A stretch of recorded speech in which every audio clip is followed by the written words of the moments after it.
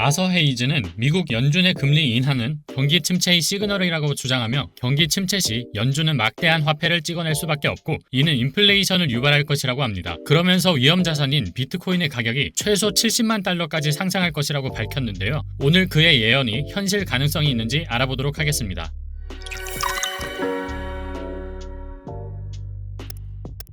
안녕하세요, 피터입니다. 비트코인은 지난 월요일 3일 연속 이어진 하락세를 멈추고 반등하여 59K에 자리 잡은 모습인데요. 잠시 동안 주요 지지 구간이자 변곡점이었던 57K까지 하락하여 전저점인 50K 부근까지 하락할 수도 있다는 불안한 예측이 나오던 중에 4시간 봉상 상승 다이버전스가 관측되며 힘차게 반등하여 시장 참여자들이 잠시나마 숨 돌릴 수 있는 시간을 주었습니다. 하지만 아쉽게도 현재는 월요일의 상승분을 모두 반납하고 57K 근처에 자리 잡은 모습인데요. 현재 가격이 하락 채널의 중단에 자리 잡고 있어 상방과 하방 어디든 열려있는 위치라고 보고 있습니다. 9월은 역사적으로 비트코인이 가장 많이 하락한 달이었기 때문에 단기적으로는 하락 관점을 보는 전문가들이 많은 상황입니다. 하지만 중장기적인 관점에서는 거의 대부분의 전문가들이 이번 하락을 마지막으로 보고 밤감기 이후 본격적인 상승이 4분기 내에 이뤄질 것으로 보고 있습니다. 저 또한 앞선 영상에서 수없이 말씀드린 내용이고요. 인내는 쓰고 열매는 단법. 지치고 힘드시겠지만 우리 모두 조금만 더 힘내보자는 의미에서 오늘도 객관적인 지표들을 통해 비트코인의 시황과 방향성 알아보겠습니다. 먼저 비트코인의 일주일 기준 청산맵을 보시게 되면 최근 하락으로 57,000대까지의 롱청산 물량이 정리된 것을 확인할 수 있고요. 그 아래로 56,000 후반 근처에 롱청산 물량들이 다수 포진해 있는 것을 확인할 수 있습니다. 숏청산 물량 같은 경우에는 61,000 중반대에 자리 잡고 있는 모습인데 해당 포지션의 경우는 일주일 가까이 살아남는 모습을 보이고 있습니다. 비트코인의 횡보 움직임이 위아래로 청산 물량을 털고 가는 경우가 빈번히 발생하였기 때문에 말씀드린 56,000 후반 근처와 61,000 중반대 사이는 선후 순서와 상관없이 충분히 변동성이 발생할 수 있는 가격대라고 보고 있습니다. 시계열을 확장해 3개월 기간의 청산맵을 보게 되면 롱청산 물량이 숏청산 물량에 비해 깔끔하게 정리된 것을 확인할 수 있는데요. 기본적으로 암호화폐 시장도 자산시장이라 장기간 우상향한다는 전제하에 롱청산 물량이 많지 않다는 것은 그만큼 가격을 들어올리기 쉽다는 말로 받아들일 수 있습니다. 7만대 부근에 있는 숏청산 물량이 굉장히 많은 만큼 강력한 저항 구간으로 자리 잡을 수 있겠는데요. 이 구간의 물량만 소화하고 올라간다면 전고점 제타라는 물론 비트코인 피날레에 가까운 랠리가 시작될 것으로 예상해 볼 수 있겠습니다.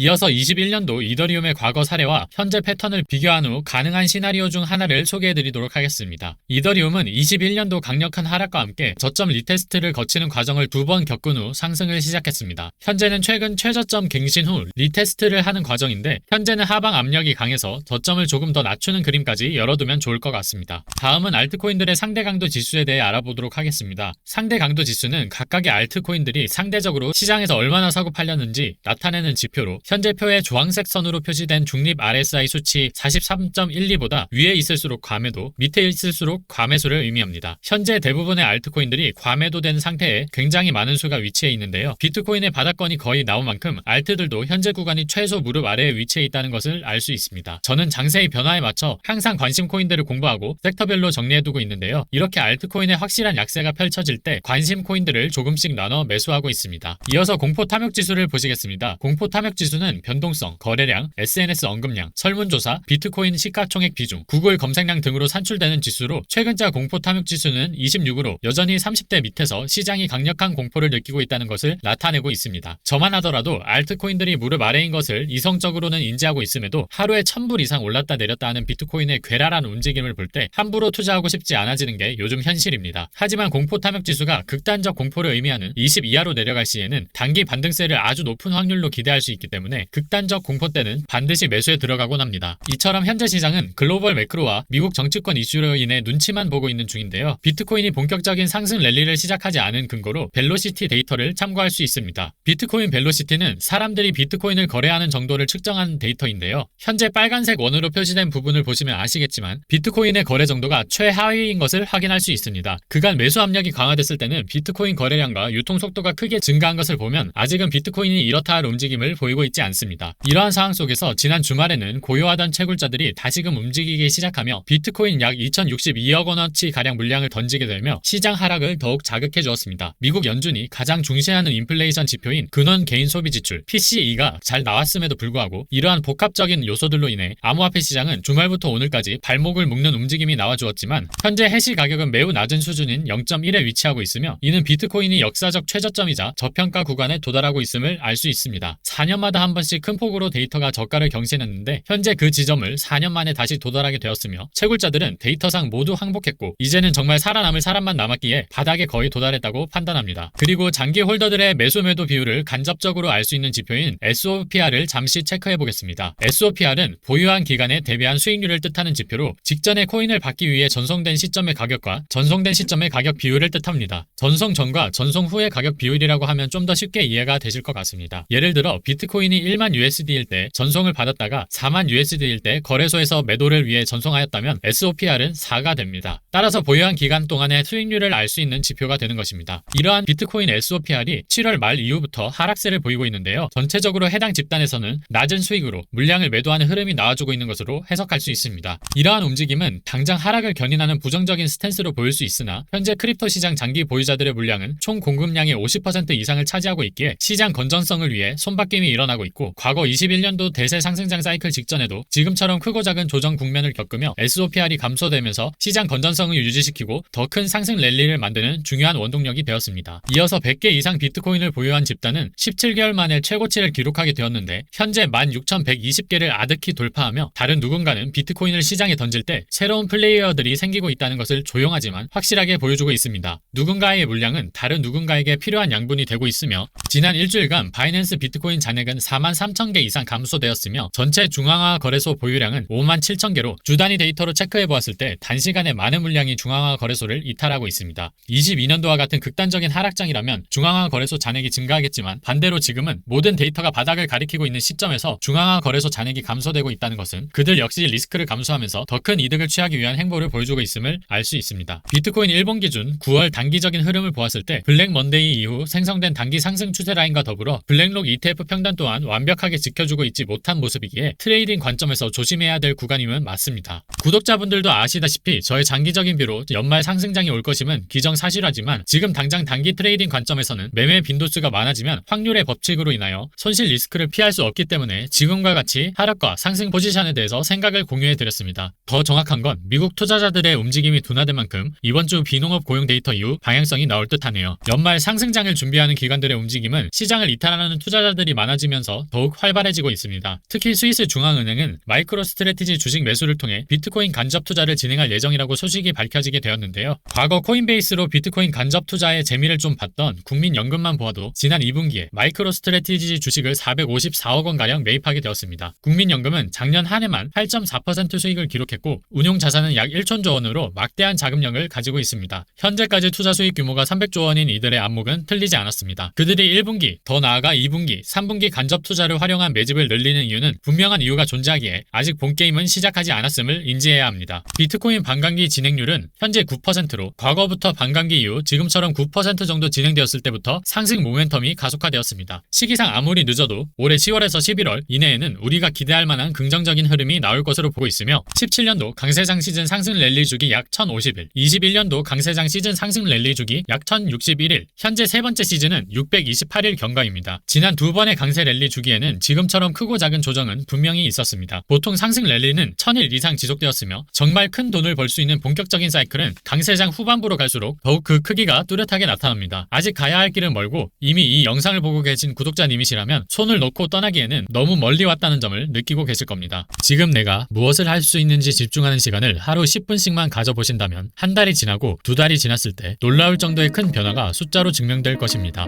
9월 역시 쉬운 시장이라고는 말씀드리지 않습니다. 하지만 이번 9월은 대세 상승장을 가기 위한 마지막 관문이라고 생각하기에 끝까지 포기하지 않고 원칙대로 이행하여 구독자분들과 함께 결과에만 초점을 두고 움직여 보겠습니다. 제가 준비한 영상은 여기까지고요. 오늘 내용이 도움이 되셨다면 구독과 좋아요 부탁드립니다. 이상 피터였습니다. 감사합니다.